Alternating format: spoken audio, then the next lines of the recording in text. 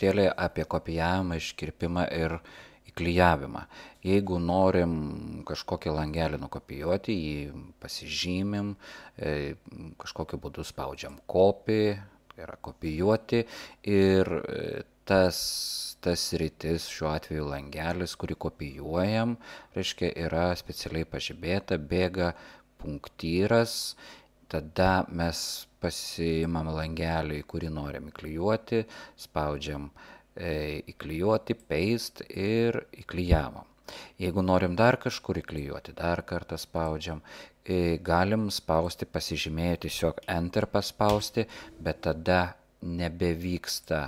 nebėra to pažymėjimo, to punktyro bėgančio ir toliau įklijuoti mes jau nebegalima. Reiškia, įklijuoti galima tik tol, kol yra bėgantis punktyras apie kopijuojamą sritį.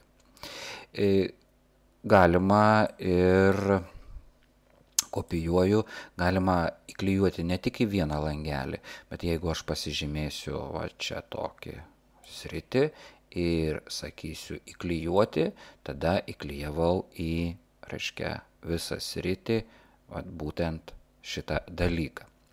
Reiškia, į visą sritį. Jeigu aš dabar kopijuočiau va šitą, kopijuoju, bėga punktyras ir noriu įstatyti, pavyzdžiui, va šičia.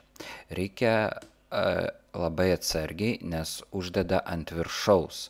O jeigu aš dabar dėsiu įklijuoti, reiškia, mano tų langelių tekstas nebeliko. Todėl įklijuojant reikia žiūrėti, kad neuždėtumėm ant viršaus. Aš anuliuosiu šitą įklijavimą ir vėl matote yra tekstas. Todėl reikėtų arba įsiterpti papildomai stulpelių, eilučių, ar kažkaip sužiūrėti, kad to nebūtų.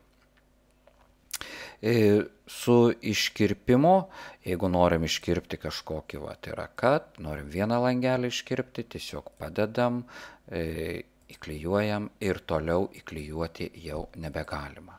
Galima iškirpti iš čia, pasižymėti sritį, įklijuosim, vieną langelį įklijuojam ir gaunasi tik vienas langelis, neišeina taip, kaip kopijuojant ir įklijuojant. Galima kopijuoti ir pele, užvažiuojam ant kraštinės, pele jau dabar rodyklių kryžius, nuspaudžiam Ctrl klavišą CTRL ir tiesiog su pele nunešam, padedam ir atleidžiam CTRL.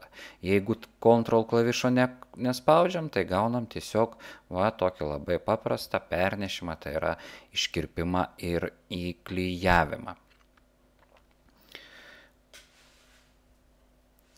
Kiekviena pažymėta sritis arba, reiškia, langelis ar sritis turi tokią, reiškia, stačiakampį, kvadratėlį, ant jo užvažiavus juodas kryželis gaunasi, turi pažymėjimą sauselę. Jeigu paimam už ausies ir patempiam žemyn, tai mes užpildom langelius būtent, kaip matot, tuo tekstu. Jeigu užpildim, galim atitempti atgal, ir sumažėja mūsų pildymas. Galim tempti, reiškia, ir į šoną, taip gausis, galim tempti ir žemyn, taip gausis, turim užpildę visą sritį. Iš kitos pusės galima pildyti ir taip, pasižymim, kažkokį sritį norim užpildyti, yra fill, reiškia, ir kur į žemyn mes pilam, turim tą tekstą užpylę taip. Bet aišku, yra paprasčiau tempti kažkokią tai kryptim, tik tai įstrižainę nepavyksta tempti, galima į viršų, į apačią, kairę, į dešinę.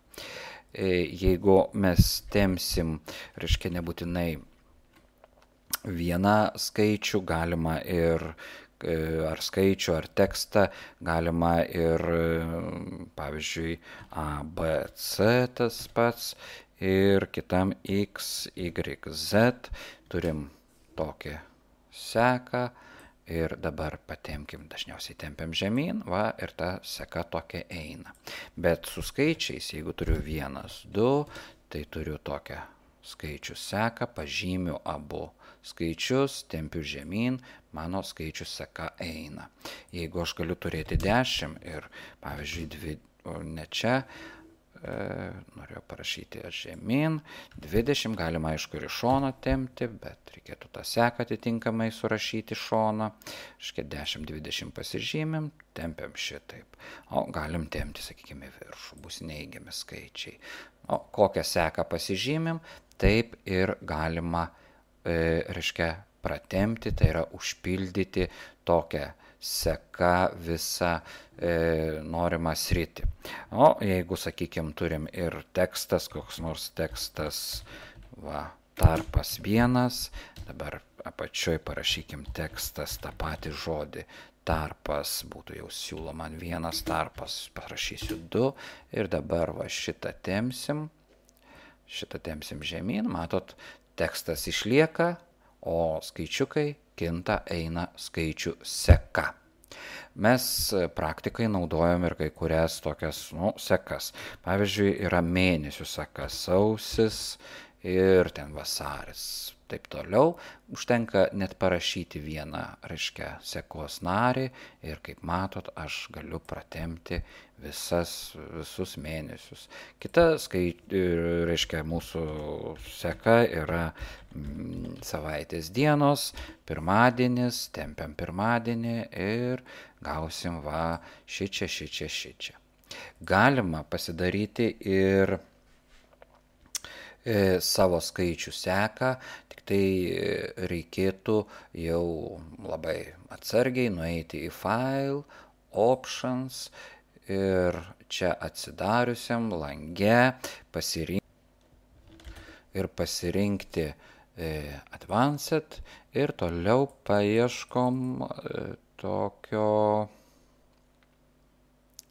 Edit Custom List turėtų būti, šitas yra iš General skyriaus, Edit Custom List, ir matot, čia yra visos sekos, jos yra tokios, kaip matot, standartinės, bet galima ir pridėti savo, ar pavyzdžiui galima pridėti kokią nors miestų seką, Vilnius, Enter paspausiu, pavyzdžiui, Kaunas, Enter, Klaipėda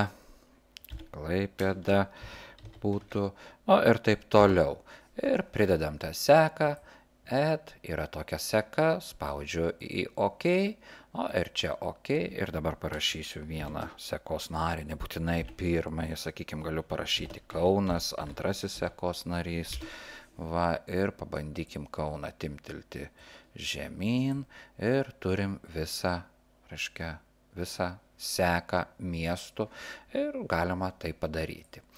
Galima tą seką ir ištrinti, jeigu nueisim vėl į Options, Advanced ir šitoj vietoj vėl Edit Custom List, pasižymim šitą ir galim seką ištrinti, delete, taip, visam laikui bus ištrimta, OK, ir dabar jau šitas seka nebeveiks.